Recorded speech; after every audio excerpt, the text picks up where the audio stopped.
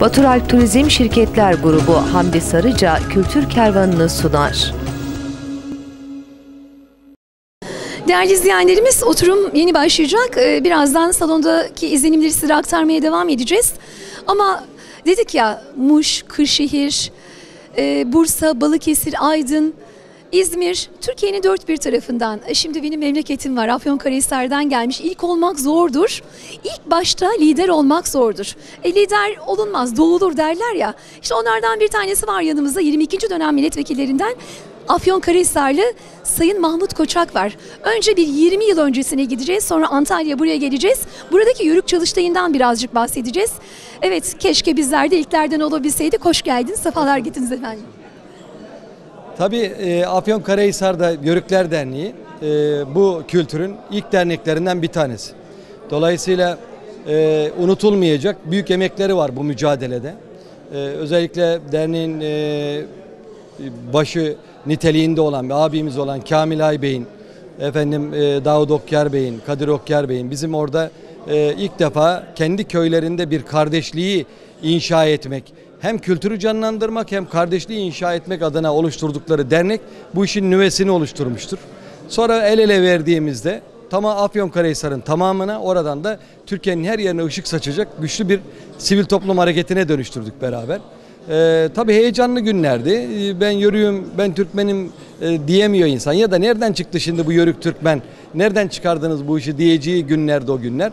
Ama şimdi bugüne geldiğimizde bakıyoruz maşallah neşe nema bulmuş. Her tarafta yüzlerce dernek var, vakıflar, federasyonlar var. Biraz fazlası da var. Mebzül miktarda derler eskilerin tabiriyle. Artık güç kudret yetmeyecek büyük bir organizasyona dönüştü. Tabii biz büyük bir kültürün mensubuyuz. Ne kadar büyük olursak o kadar da ihtiyacı cevap verir.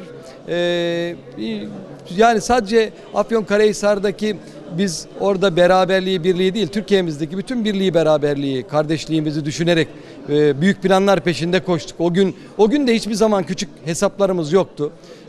Yani sadece işte burada bir köy toplantısı yapalım, bir araya gelelim ya da sadece Afyonkarahisar'daki Yörük Türkmenleri bir kültürel çerçevede toplayalım düşüncesi yoktu. Sizin ilçeniz Şu'da gitmiştik, şube açmaya. Sizin de doğduğunuz yer. Teyzenin bir tanesi geldi. Dedi ki yavrum burada Yörük arıyormuşsunuz kurmaya. Ne arasın Şu'da Yörük dedi. Ben varım benden vurun dedi. Hiç unutmam mesela. Yani biz o boyutlarda düşünmedik. Akşehir'de, Konya'da, Osmaniye'de, Hatay'da, Kırıkhan'da, Türkiye'nin neresinde, Kırıkkale, Karakeçili'de neresinde bu heyecan varsa, biz de bu heyecanı yaşatmak istiyoruz diyorlarsa dernek olarak hep beraber o günkü imkanlarımızla, dar imkanlarımızla onlara hep koştuk.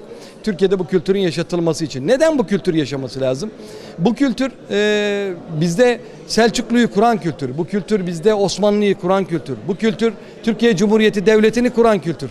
Bizim birliğimizin, kardeşliğimizin mayası olan bir kültür. Eğer bu kültürü yaşatmazsak, biz bu kültürü küresel kültürel esintilere, fırtınalara kurban edecek olursak zaten millet olarak da birliğimizi sağlayamayız, kardeşliğimizi sağlayamayız. Güçlü olmak istiyorsak, güçlü bir devlet olmak istiyorsak bu kültürümüzü yaşatmak, gelecek nesillere en güzel şekilde aktarmak mecburiyetindeyiz. Yani inşallah bu çalışmalar, bakın bugün ikincisini gerçekleştirdiğimiz Çalıştay var. Diğer tarafta birlik, Yörük Türkmen Birliği çalışmalar yapıyor. Bir tarafta federasyon, konfederasyonlar çalışıyor.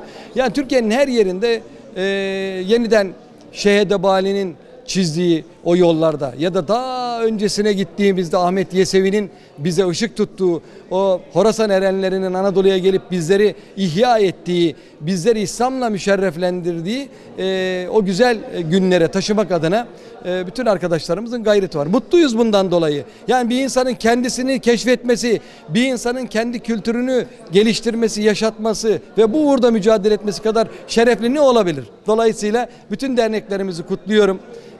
Sizlere çok teşekkür ediyorum. Çünkü bu kültürü bu magazin kültürü değil, hip hop kültürü de değil. Bu asli kültürümüz. Ne yazık ki bunu bütün medyanın vermesi gerekirken sizler emek veriyorsunuz. Sizleri de bu yönde hem kutluyorum hem teşekkür ediyorum. Çok güzel söylediniz Sayın Mahmut Koçak. Dedi ki Ahmet Yesevi dedi. Ahmet Yesevi'den beri Anadolu erenleri baba İshak, baba Hızır derler. Aslında kültürümüz o kadar renkli ki Veysel Karahan'e bakacak olduğumuzda değerli izleyenlerimiz şunu biliriz. Hırkası var deve tüyünden, asası var hurma dalından. Aslını sorarsan Acemilinden, Acemilerinde Veysel Karahani. Veysel Karahani hurma dalıyla çok şeyler yaptı. Bizler Yörük Türkmen kültüründe bir nefeste bin nefes oluruz. İşte Afyon'uyla, doğusuyla, batısıyla, kuzeyiyle, güneyiyle bizler Çalıştay'ı takip etmeye devam ediyoruz. Biz izlemeye devam edin efendim.